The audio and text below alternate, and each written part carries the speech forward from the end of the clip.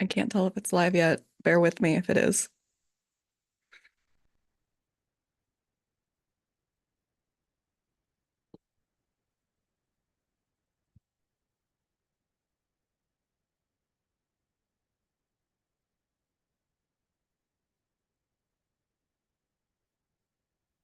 Okay, I think this is happening. Holy crap. Wow, wow, wow, wow, wow. All right. All right, all right. It's so weird. Okay, so I am streaming. Hello, hello, hello, hello.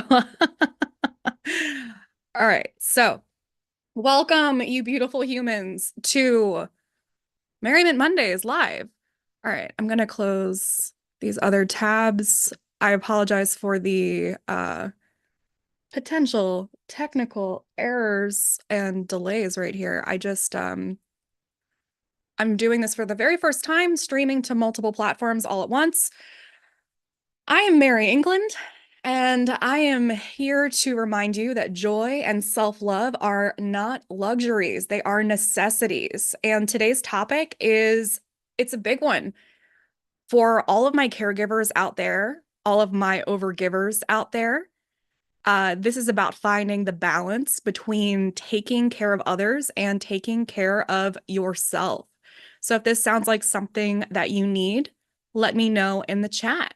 And if you have not caught the thing that's happening today, I am starting to stream on YouTube, Facebook, and Instagram. So you should be able to check me out on any of those. So I'm at Merriment Maker on Facebook and Instagram and Mary England. So youtube.com/Mary England um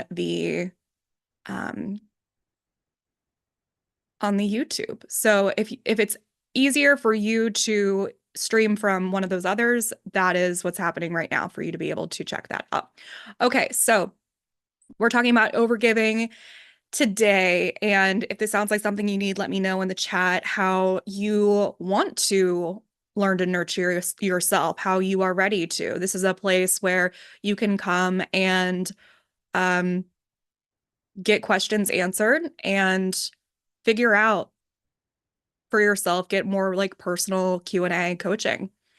So, what's one thing you already do to take care of yourself? What's something that you already know? Like you kind of got that on lock. Like you're not really worried about that. Like you definitely kind of have that part of yourself handled.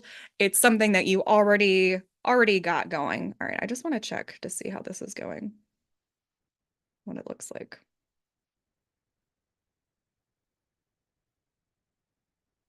Does it look like I'm live on Instagram?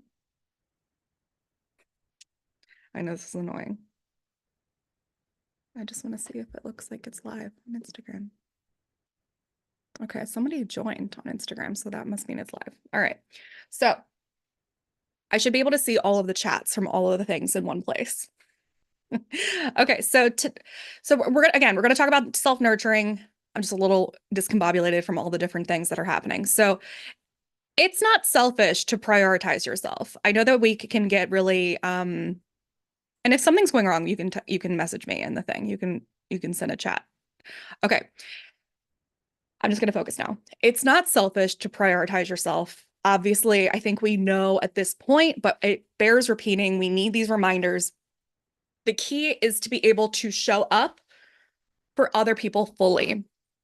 If you are a caregiver, which I believe everybody here is in some capacity, it doesn't mean that you are, you know, necessarily sitting by somebody's bedside. It doesn't mean that you're necessarily taking out a bedpan. I think that a lot of people sometimes will think that they need to like in order to identify as being a caregiver need to somehow like be literally sitting by somebody's bed. There's some sort of like visual connotation with that, and you don't need to be. These are parents, these are nurses, these are social workers, these are people who just give a crap, working with animals, working with other people, really in any capacity, or even working with the environment. These are people that are prioritizing other people, and overgiving happens when we prioritize other people to the point where our own needs get neglected. So this is self-care, self-love is about prioritizing yourself enough so that you can continue to show up for other people fully without burning out. And that burnout is what happens to caregivers so much. It's extremely prevalent, it's extremely common, and it also can be avoided. So you might be overgiving, you might feel drained, you might feel resentful or bitter, or like it might not even be at the conscious part of you. You might not even feel like, oh yeah, like I'm definitely bitter. I'm definitely like angry that these people are not taking care of me. I wish that I had all these other things. That might not necessarily be at the top of the front of your mind. Why does it not say that I'm live? It's driving me nuts that I'm not live on Instagram. It doesn't say that for me. Okay. It still says that you guys say that I'm live. Okay. Well, I believe you. Can I type in here? All right, whatever. You might not be in a place where you think that you are bitter, but it will eventually come. The more burned out you get, the more bitter you get. And we can avoid all of these things. We can avoid bitter, we can avoid burnout. So we're going to talk about that today. So can you just give me like an emoji if you can see me? I'm just worried. Using new software is frazzling. Okay, so overgiving often stems from wanting to feel wanted, wanting to feel needed, the fear of disappointing others, the um the desire to have a sense of self-worth. It can stem back to this sense of a caregiver complex as well. Like when we were children, having our parents or our caregivers at a young age put us in a role where we were adults very, very early, or having a lot of responsibilities very early on. And often, like, when we look back, we can have perspective and gratitude for those things. Like, usually trauma in that way leads to healers, right? Like without the kind of trauma that I had, I wouldn't have wanted to help other people. So usually we can kind of create that perspective, but it also, like, there's usually like a good girl complex that kind of comes along with that, and you maybe were like a really good student, or you started being told that like these kinds of things were really um com compound with your identity. So in order to take care of someone, in order to be good, in order to not disappoint someone else, in order to have a sense of identity, sense of self-worth, a way of being needed, you have to do those things. And it's like it can be anything from taking care of a parent who is drunk. Like think about like the show Shameless, right? Where the kids are constantly taking care of their parent, to like being a gifted child and being like, well, no, I mean, you have to, if in order to continue to do, to be the status that you are, you can't disappoint other people. If you get a B, you're trash, right? So it's all about like how we show up and not disappoint other people. There's a lot of different ways that this can happen. So you can take a moment and reflect here for like where your overgiving might stem from. This is a lot to kind of unpack, but overgiving as a caregiver or a merriment maker, which is what you are, can show up in so many ways. And it's not always obvious until we are completely drained that it's even happening. So here are some common experiences that caregivers share, so you can see if any of these resonate with you. Like always saying yes. If someone needs help, or people are asking for help and you feel overwhelmed, even you'll still say yes because you feel like it's your responsibility, or no one else is going to do it, or no one else is going to do it well or right. And even if you have other things, especially if you have other things that are for you that need to be done, you're like, nope, nope, nope, I'm absolutely going to do this for myself. Okay. And then we have the next one is like, you don't even get to finish your own stuff, whether it's work or personal projects, even like eating a hot meal.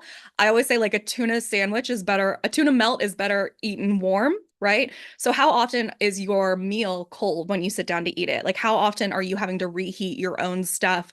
Those kind of clues are really good because I mean, obviously there's other reasons for that, like ADHD or, just being distractible. Or, I mean, sometimes there's like, you have small children and that's going to take priority. And that doesn't necessarily have to do with overgiving or people pleasing. It's just like, that's what's happening right now, right?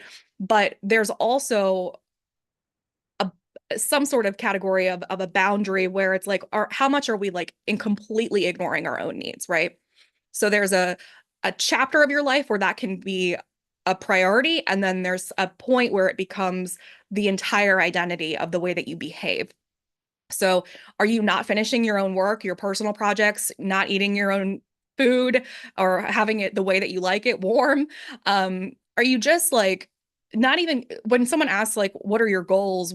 How is it that you want to dress? You have just like no idea whatsoever because everything that you want takes a backseat to someone else's demands. And even you might even get like a little bit of a jollies off of that, right? There's a little bit of a martyr complex in you that you're like, no, of course, like I don't need to do that. I prioritize other people. My sense of worth is derived from getting other people their stuff first. My mom is like that. And especially when you're around other people that are like that, you start to feel like that is a really good way to be. Of course, it's good to put other people first. Of course it is. Why would that be bad? But at what point is it bad? Right? So there is anything of too much of anything cannot be good, right? So do you have any goals for yourself? Do you have any idea of your own personal identity, or is it completely tied up in being of service to others? And is that really what you want? Do you want to be a monk? I don't know. Another sign is feeling resentful or underappreciated. Like when you get angry, are you thinking about like, God, I really wish they would just say thank you? Just say thank you. Are you thinking about the people that you love and care for? And there's just this little nagging feeling that no one really understands how much you do because you fix it before it's even broken. And you have this feeling that if they had to do it on their own, they would have no idea how much you do and how this would all fall apart without you. And is that the way it's supposed to be? That if you disappeared, that things would fall apart? Is that how this is supposed to go? That one person shoulders everything? I don't know that that's how this is supposed to be. You are invaluable, yes. And is it supposed to be based on how much work you do? Or is it supposed to be based on your character and your desires and your uniqueness? Something to consider. The next thing is you don't remember the last time you did something just for you. It's been like a really long time since you took a break, since you had solo time, since you just like took a walk or a drive or had a room with the door closed, or just did something because it made you happy. That's a sign. You feel like your value is attached or tied to what you do for others.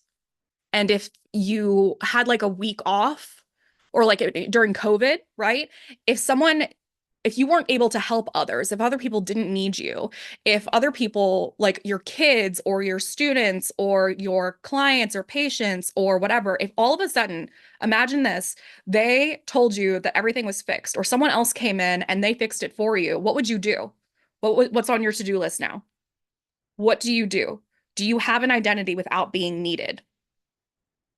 The next thing is you're just exhausted physically, emotionally. You wake up feeling tired. You notice that any small inconvenience makes you feel irritable and overwhelmed. The next thing is you feel guilty when you take a break. And maybe even you get mad at other people, especially in your home, when they are lounging or taking a break. That used to be, it still is kind of a thing for me. Whenever I see like my partner just resting, I'm like, what are you doing? Why aren't we moving? Hello. Um, even when you manage to carve out like a moment for yourself, there's still this thing of like, we should work, we should work, we should work, we should go. And it's not even necessarily saying that you're selfish. It's not even that. It's just telling you what you should be doing instead. Or it's saying that you're selfish. Who knows? The next thing is ignoring your own needs. Are you not peeing? Are you not eating? Are you skipping meals? Are you missing sleep? Are you just going overboard on all of this? I'll take care of it later. I'll sleep when I'm dead, but later doesn't come. You just have this one life. And again, that could almost be a bit of a badge of honor that you're wearing. Like, yeah, I mean, I don't sleep. I don't sleep. Isn't that cool? I've been like taking care of so many people lately. It's interesting. It's interesting to see how these things show up, and we don't even necessarily know what is happening or how, or until we kind of see all of these things going together. Okay. Constantly fixing or managing other people's problems. This is like giving unsolicited advice or going into someone else's life, just offering, stepping in, doing it without even their consent, trying to smooth things over. You're the fixer. You're the fixer. I've done that. I still do it. You feel like you have to be perfect. Perfectionist behavior. You hold yourself to very impossible high standards. You believe that if you falter, you're letting other people down. No one's even watching, but you're just like right now. Like, I don't even think there's anyone watching this right now, but I'm like so worried about the software being not working. Okay, but like it doesn't even matter, right? It doesn't really even matter. Okay, so if any of those feel familiar, let me just say that you are not alone. And whether you're here live or watching the replay, first of all, I appreciate you. And second of all, you can just comment and say like which ones are resonating with you because it'll be helpful also for other people to see that they're not alone either. And overgiving is so common for caregivers because you care so much about others. And that's coming from a really good place. It really, really is. Even if it's a trauma response, I still believe that it's coming from a very good place. It's a beautiful thing. And it's also really important to find balance. It's so important. You deserve to feel supported and energized and whole. Okay. So let's break the cycle. So, first, what's one thing that you think drives your tendency to overgive? Write that down. Like think about the going backwards and being like, okay, like where is this coming from? And let's talk about while you're thinking about that, I'm going to talk about why self-nurturing matters. All right. So self-care again is not indulgent. It's how you keep your tank full. When you prioritize yourself, you show up with more energy, more patience, and love for other people. It's a win-win. Transitioning from overgiving to nurturing yourself does not mean that you are abandoning your caregiving role. I'm going to say that again. Transitioning from overgiving to nurturing yourself is not about abandoning your caregiving role. It's about showing up for yourself first so that you can show up for others in a healthier, more sustainable way. Okay. So if you really do care about other people and you really do want to help them, then you absolutely, absolutely, absolutely need to take care of yourself because no one can take care of anyone if they're too sick to do it. You will either take a break or your body will take a break for you. So we have to talk about shifting your mindset. Care does not mean pouring every ounce of you into anything that you have. We talk about passion, we talk about all this stuff, but it doesn't mean giving everything that you have. You have to save something for yourself. You have to. Pouring out every last drop of energy is not sustainable. Sometimes you have to do that in short bursts. All the time? No, stop it. True care is sustainable. True care. That is sustainable. But think about yourself as a pitcher of water. If you're constantly the whole thing of being overflowing from your cup, right? If you are constantly pouring into other people's cups without refilling your own, you will eventually have no water left. Refill your pitcher and you'll be able to serve others without running dry. So how do you refill your pitcher? Those are happiness habits. Those are rest. Those are boundaries. So think about this metaphor. What does refilling your pitcher look like for you? You can share those ideas too in the chat. And guilt is a really, really, really big hurdle that people have in the caregiving community. Okay. This is an extremely difficult aspect. First of all, the awareness, the acknowledgement that that you're even overgiving and that that's a problem. And then once you want to change it, guilt, it's really hard. It's easy to think if I'm not giving 100%, I'm letting other people down. But the truth is, the people who really love and appreciate you, they don't want you to burn out. And they probably really see how much you are giving, how much you are doing, how much you are holding up. And they really do want you. They will miss you. They do know how much you're doing. And they do want you to thrive. They do want you to feel good. And it will be worth it for everybody if you take that time for yourself, whether that's a day off or an hour off every day. Okay. When you care for yourself, you're actually modeling healthy behavior to those around you. I want you to think about whether you do have children, if you did have children, what it looks like to show them burning yourself at both ends. Do you want them to grow up to do this? Is this behavior that you want your 7-year-old to do and copy? Because if it's not, you don't want to be doing it because you're a child too. You're just a big one. And children are sponges. And if you can see the purity in them, we don't want to be modeling this constant hustle for the kids. So to try this for yourself, the next time you feel guilty about saying no or taking time for yourself, ask yourself, what would I tell a kid to do when they grow up and they are dealing with this? Or my best friend, or Mary, me, you can use me. We are so much kinder, especially as caregivers, to others than ourselves. And that's a practice we need to stop.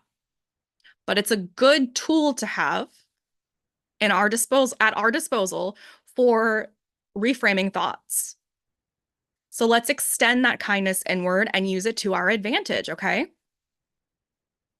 So also in the Merriment Makers, there's a whole tapping on releasing guilt, which is very helpful. That's one of the most watched, I think. Caregivers, I mentioned, fall into the martyr mentality, okay? And where we feel like we have to sacrifice, like this, everything has to be good enough. But I want you to ask yourself, would you rather be a martyr or a role model? Again, think about the kids, think about your students, think about your patients, think about your clients, think about this purpose that you have. We all have a different lens. We all have a different mission. We all have a different like angle that we're working on that we really give a crap about, right? We all care about others. We care about people. We care about the environment, like whatever our thing is, right? But like you have a unique thing. And I love that. It's one of my favorite things about like collecting merriment makers, that some of them are athletes and politicians and doctors. And through that, you can spread joy through so many different kinds of things. I want all of you. And I want you to think about how you can be a role model for whoever is in your environment. So would you rather showcase that it's so much more important to work yourself to death, maybe even literally, or to be a role model for what it looks like to rest and take care of yourself? Being a role model means showing others that it's okay, not just okay, but necessary, important to prioritize your well-being. How can we talk about mental health being a priority, physical health being a priority, if we are just blowing past it? Your values aren't values if you are not aligning with them, if you're not behaving with them. Think about someone in your life who looks up to you. There is someone. How might your self-care inspire them to take better care of themselves? Even in your own house, have you ever just noticed if you start doing something, other people kind of fall in line? You kind of set the energy, set the tone, whether it's cleaning or your mood or making a mood board even. It's like, oh yeah, that's a good idea. So if you start taking care of yourself, other people will too. It's really a beautiful ripple effect. You have influence. And feel free to share any of your thoughts in the chat. This is not about overhauling everything, though. I don't want you to get overwhelmed that, oh God, like I am realizing that maybe I do some of this and I am not taking as good care of myself, and starting to list all of the things because you're a caregiver, you have a perfectionist complex or something, and you're starting to be like, oh God, here are all the things that I could be doing better, da da da da da. And then you start making like this list of, well, okay, well, obviously I need to, fix this, fix this, fix this, fix this, fix this. And you make like this giant list, and honestly, it's just not doable. That is not helpful either. Okay. I This is not about overhauling your life overnight. This is about small, consistent, sustainable change. Telling yourself that you're going to like run a marathon in a month or lose 100 pounds in a year is likely not going to happen. This is more about having like a 10-minute morning routine and a 10-minute night routine. And I have podcasts on both of those. They're recent episodes, and you can check that out on the Merriment Making podcast. It's free.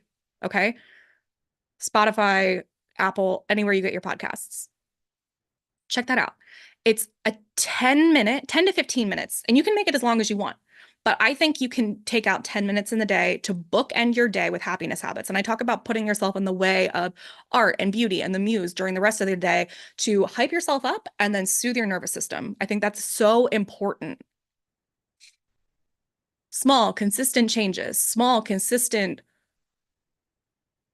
It's like a frequency, We're not asking you to be like, well, I'm gonna get, a six pack and I'm gonna change. That's how I'm gonna change my health. And I'm gonna completely cut out gluten, sugar, caffeine. That's like, no, that's too much stuff. It's too much stuff. And you're already burned out. That's too much.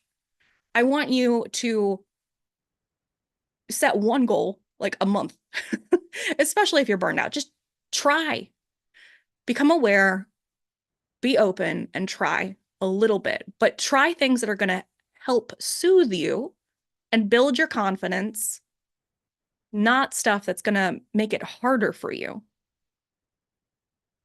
And it can be, stuff like drinking a drink that's hot without distractions, taking a nap, and asking for support with these things, and celebrating these things as wins. A lot of the time you're going to have to, depending on your life, ask for support in terms of watching someone. Can you please watch this kid while I go into the bathroom for 20 minutes? I really need your help on this. I need your help to make dinner. I need your help to do this. And asking for help as an overgiver is also very difficult. It's not easy. And maybe that's the first step, is communicating. And maybe the easiest way for you to communicate is in a text or a Facebook message. Asking for assistance and not needing to be hyper independent with this is going to be very important for you. Okay. In order to get to a place where you can in order for you to get to a place where you make a little bit of a change to add more nurturing and self-care to your day, your schedule's going to have to fluctuate a little bit, even if it's 10 minutes. And that means something else is going to have to give. And if that means that you are used to having a toddler by your side the entire time, then that means that at some point you need to create a place for the toddler to move, right? Away from you. So if you live alone, that might be different. That's more of a challenge. But where does the toddler go with? You know what I mean? Like try to think of a place where if you live with someone, can you ask them to take the toddler for 10 minutes? Or when they're sleeping? I don't know. But I want you to get creative, and I want you to be open to the idea that maybe there's 10 minutes alone for you in the day. And again, try the merriment morning routine and the evening ritual. That's the podcast episodes. They're free. They're like 10 minutes long, the podcast episodes themselves. Okay. You can also keep a tracker, just jotting down one thing that you did for yourself each day. And again, I also want to highlight the fact that I know that some people roll their eyes at simple tasks, at simple suggestions, at simple things like self-care and affirmations and drinking drinks and like nurturing in and of itself. I do understand that. And I have fun suggestions as well. I mean, I can come up with unique ideas all day long, activity things. I have a list coming up, but I I want to make it very clear that we skip the 101 stuff so often. We skip gratitude lessons. We skip to write a list. We skip taking 5 minutes for ourselves. We skip all of these things because we want a quick fix. We think that we're going to get some sort of like magic thing that's going to help us overnight.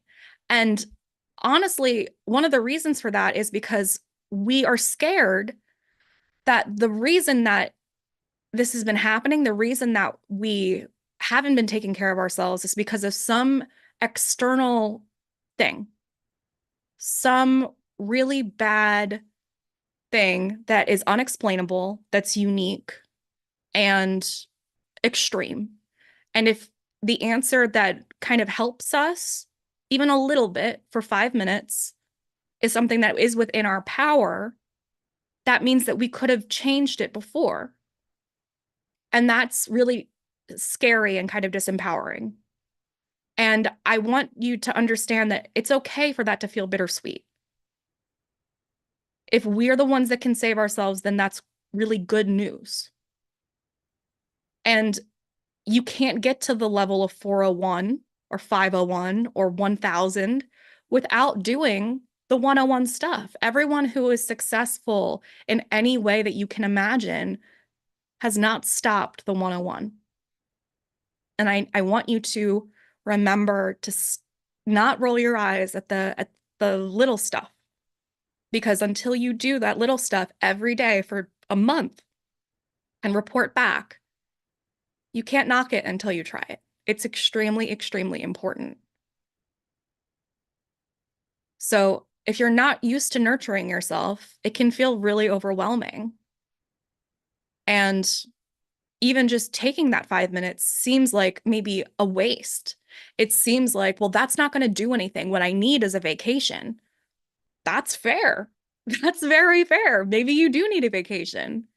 And while you're waiting, there's no point in not trying to take that 5 minutes every day to increase your happiness, your mood, your threshold, your energy, all of it. It's really easy to define ourselves by the roles that we play: a caregiver, a parent, a partner, a daughter, our job title, whatever. But you are a lot more than that. You're a whole person with your passions, your needs, your dreams. Taking time for yourself doesn't take away from caregiving. It makes you more you. So start exploring what lights you up outside of this, outside of caregiving. What's something that you've always wanted to learn or to try to learn? And schedule time for it. Scheduling is extremely important, and you probably do that already with everything else that you do for other people. Now you just have to like work yourself in and be like the Grinch and be like, I can't cancel on myself again. You have to prioritize yourself. You have to put it on the schedule. We put everybody else on the schedule except ourselves. So start small. Like I said, if you're not used to doing this, it can feel overwhelming. And I don't want you to overhaul your whole life overnight. I want you to just pick one thing that you can do for yourself. And I want you to start today. And it can be not multitasking. It can be that simple. And it can be saying no. It can be that simple. Okay. So put self-care on the calendar and treat it like an unmissable appointment. But instead of like the usual ideas, like, the baths and the walks, I know that we get really annoyed with hearing those things. I wanted to come up with some ideas that make it a little bit more you. So again, if you want some of those ideas, but I really do want to make it clear that there is nothing wrong with drinking tea and taking a bath and just taking a nap, because if you are at burnout, these other ideas, these fun ideas, might feel more exhausting for you. And that's okay. It's okay to be calm with yourself and to let the self-care be a nap. It really, really, really is. Okay. But here are some merriment making ideas: a solo karaoke session, making a happy mood board or a happy vision board, playing with color, like doing more fun makeup or fashion. I'm really into fingerless gloves right now, or coloring. I mean, coloring is so much fun. Learning something quirky, like taking a weird class or listening to a weird audio training in the car or while you're working in your headphones, or learn how to make balloon animals, learn the ASL alphabet or learn more ASL. Write a love letter to yourself to get sent to you in a month via email or in a year. There are plenty of ways to make yourself have more fun. And I think we are so interested in these like listicle kind of things, but the unsexy and truthful answer is that you need consistency and hyping yourself up to make yourself feel confident and soothing your nervous system to make yourself feel grounded. And obviously, you can also take time to rest and do nothing, because that is productive. And we're actually going to talk about that next time. So, write down 3 things that you're going to do this week to nurture yourself. And you can also share that in the chat. And before I share your affirmations and Merriment Missions deck assignment for the week, I'm going to get into some Q&A. So if you have questions, you can submit them in the chat. But I also got one in advance. So, and I guess you can do that too if you'd like. So I got one from Kristen, and she said, I've been told that you need to have something in order for you to push past your usual. I don't think that's necessarily true. I think we are taught to avoid the nightmare more than go for the dream. Can you help me brainstorm some positivity and why we all deserve happiness and fun and not just survival? I'm brainstorming for my next year goals and realize that super high goals not only feel hard to achieve, but more so if I pay off my house, everything else would feel, quote, nice to have and almost, quote, too good. So I think I understand what she means. And I think what they're asking is like whether it's true that people only push past their limits when they are in desperate need, and um also like how maybe being pushed into having goals that they don't necessarily want, and how positivity and striving for happiness can motivate them instead. Also noticing that they believe that society definitely conditions us to prioritize avoiding failure, hardship, that nightmare that she mentioned, versus us reaching any dreams that we have, especially ambitious ones or fun ones, and how we can like shift our mindset towards something more positive and fun, and maybe grappling with this idea that achieving the goal of paying off the house might make their future goals feel like too good or irrelevant or unnecessary, and they don't deserve to aim for bigger happiness or satisfaction, fulfillment. So they also may have been burned in the past. So they could always be like waiting for the other shoe to drop, you know? So it seems like they're asking for me to like brainstorm goals for the next year and for them to be in line with positivity, happiness, and fun, and not just based on what they've been conditioned for in the past, like survival, really. So My answer is that growth does not have to come from pain and struggle. Growth can come from growth can come from joy. It can come from curiosity and passion and playfulness. You don't need to need something to grow. You can just want it. And you are definitely right in that we are often taught that we're supposed to kind of play it safe, and definitely that we're supposed to avoid failure. It's easy to get stuck in a mindset of like just preventing bad things from happening instead of trying to make good things happen. That's just the getting by of life, right? Getting by versus thriving, the autopilotness, right? There's a whole world of joy waiting for us if we shift our mindset from what we want to make instead of what we are afraid will happen. Dreams feel risky, and they're also what brings color to our life. So you can play around maybe with the idea of what it would look like if you were allowed to dream as big as you want. And you can just do this within your imagination. There's no risks here. And doing it from a place of dreaming because you, not because you have to or you need to, but because you're allowed to, you deserve to.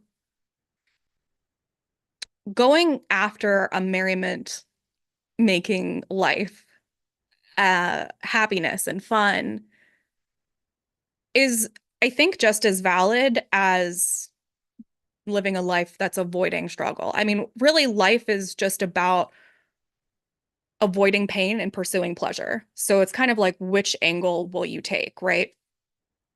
So the feeling of your goals being too good or too nice to have can come from these beliefs that we've been taught that not only that we're supposed to work hard and meet our basic needs, like survival, but it's not necessarily based on enjoying life.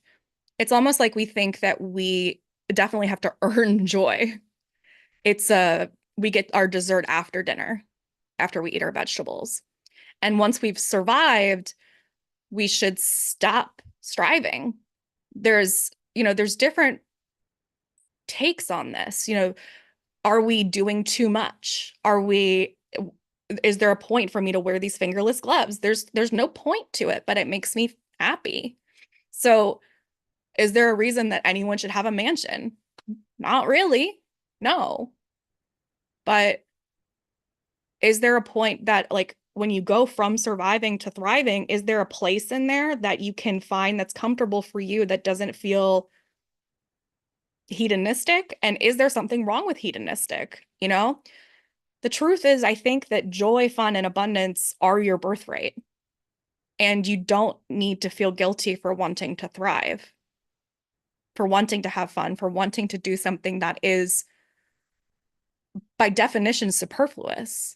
I think everything in life other than the main human body functions is superfluous. The internet is superfluous.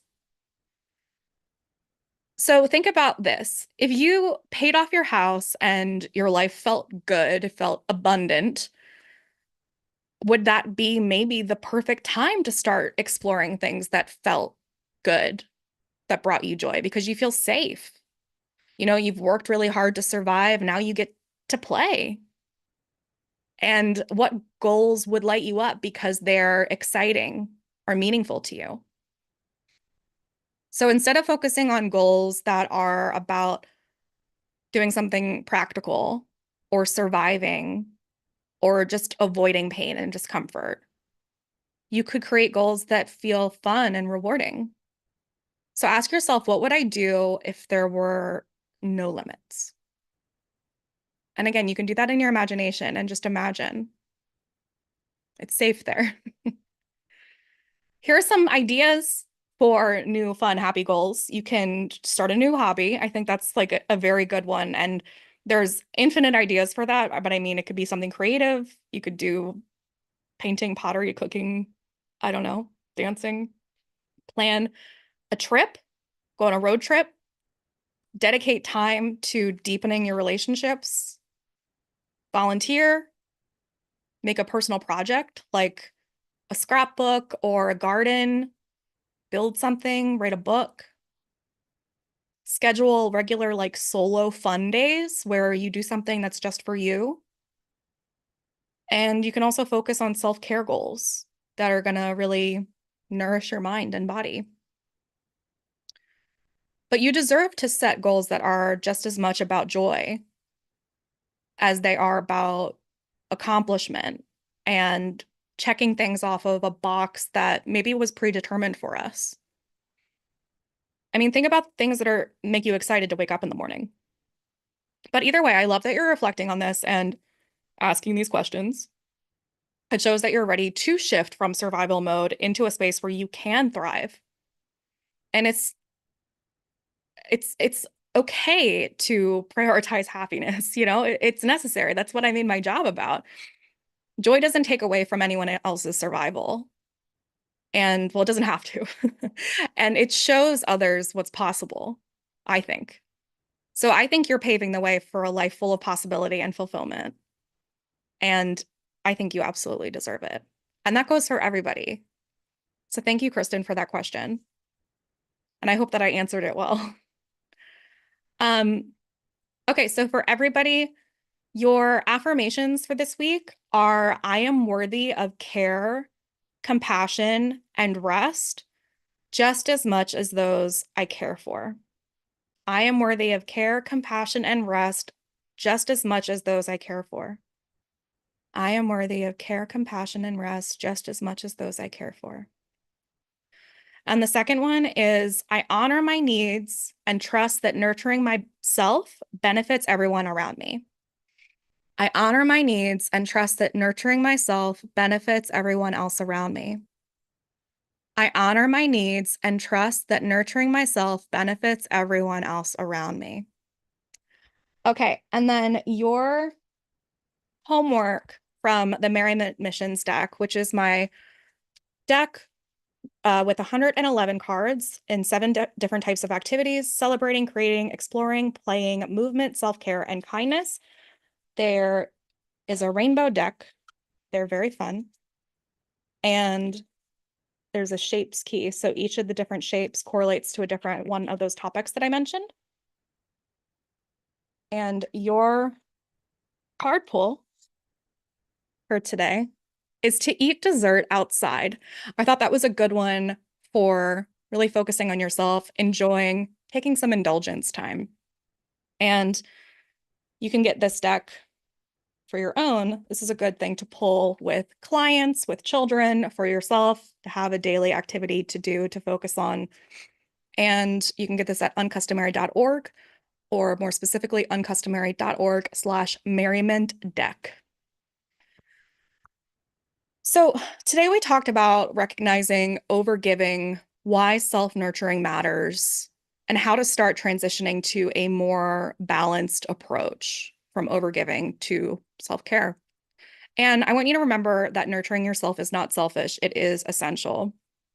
And I would love to know what your biggest takeaway from today was in the chat. And if you're ready to go deeper into this work, I really encourage you to check out my Feel Good Troop or Positive Pulse community. And you can find those both at uncustomary.org. We dive into topics like this all the time. And the link it should be in the description, but depending on where you're watching, I'm not sure how it's showing up. So you can just check out uncustomary.org. This is the Feel Good Troop.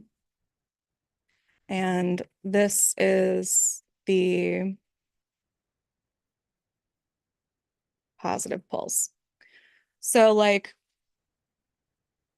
the Feel Good Troop is the meat of my merriment making method. You get all of the master classes, and it's just a little over $1 a day. And it's got master classes in there on pleasure, which I think would go really well with this, now that I'm talking about the eating dessert outside. And of course, we also have things like self-care, self-love, self-esteem, confidence. And I mean, even the Positive Pulse, which is the free community, has over 20 free masterclasses. The Feel Good Troop has over 50. And then the Merriment Making membership has over 1,000 resources. So there's different levels that you can check out, and you can find everything at uncustomary.org. So remember that, oh, I guess I didn't type it into, it's like a different chat for um, the Instagram. The more that you nurture yourself, the more you really can give to other people. And I really want you to take care of you this week. You really deserve to take care of yourself. I really want you to understand that. And hopefully you do by coming here today. Thank you so much for coming. Merriment Mondays live is, as of right now, every other Monday. So the next one is going to be streamed again on Instagram, Facebook, and YouTube in 2 Mondays from now. And we're going to be talking about rest. And if you want more free resources, again, you can go to my YouTube. There's a whole catalog of videos. There's the Positive Pulse is a free community where you can get over 20 masterclasses for free. And then if you want to amp it up and get 50 for $1, a little more than $1 a day, you can go to the Feel Good Troop. And if you really want to increase your happiness, then you can get things like good news texts every day, happy mail sent to your house, a community with a chat every day, 3 resources daily. Like, I mean, the Merriment Makers is like my hub for an insane amount of stuff. It's truly like my baby. And that's Merriment, uncustomary.org/merriment-makers. And that is, all the links are available at uncustomary.org, but that's my favorite one. And it's actually on sale right now for the first month. So again, thank you so much. I hope you're inspired to start nurturing yourself because you deserve it. And even small steps towards self-care can lead to big shifts in how you feel and how you show up for yourself. And I would love to hear about the ways that you are prioritizing yourself this week. You can share your self-care wins with me. I would love that if you tag me on Instagram. You can tag me, I'm at Merriment Maker. You can use the hashtag Merriment Making. That would be so cute. And I will share it and celebrate with you. And if you want to rewatch this session or share it with someone else who you think needs it, the replay will be up. And I'm also going to share it in the Positive Pulse group later today. So you can definitely do that. Sharing is caring, you caregivers. So don't forget to join me in 2 weeks, which will be December 9th. And even before that, I've got a free seminar on the winter blues that's coming out. You can join. I've got so much stuff coming. So I've got winter blues on customary.org, winter blues. That's a free seminar on December 4th. That's happening. I'm only supposed to give one call to action. I'm a bad marketer. That's a free seminar about like how to deal with seasonal depression and anxiety and just creating happiness habits throughout the winter. That's a live event. And yeah. And then there's live events that happen within the membership groups too. So like this past Friday, I taught the emotional self-care masterclass in both the Feel Good Troop and the Merriment Makers. And then this Friday, I'm teaching an authenticity, how to be yourself class in the Merriment Makers only. And then what else do we have? On the 4th, I mentioned the winter blues class. And then the next day, I think it's the next day, I have the group coaching and Q&A class, which is where everybody from the Feel Good Troop and the Merriment Makers can come and get group coaching and ask me anything they want. And you can also submit questions in advance if you can't be there live, and I'll answer them. Oh, there's a bunch of stuff coming up. Okay, so anyway, share your wins, share everything. I would love to hear all that. And you can also book a discovery call, a chemistry call with me if you want to talk about coaching, if you want to see if one of these groups is the right thing for you, if you have more questions, you can do that. Just send me a DM or an email and we'll figure it out. I'll send you a calendar link and you can pick one of those slots and I'll jump on a call with you and we'll just talk. And yeah, so the next topic that we have is embracing rest as a radical act of self-love, and you don't want to miss that. So mark your calendars. I really appreciate you for coming, and I hope you enjoyed this free class. And remember that this whole point is so that you can feel good first, so you can do good. Feel good to do good. That's my whole motto. I appreciate you.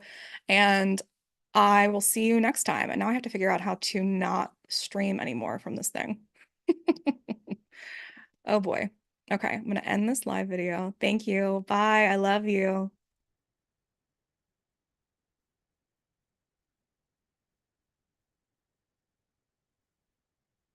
Okay.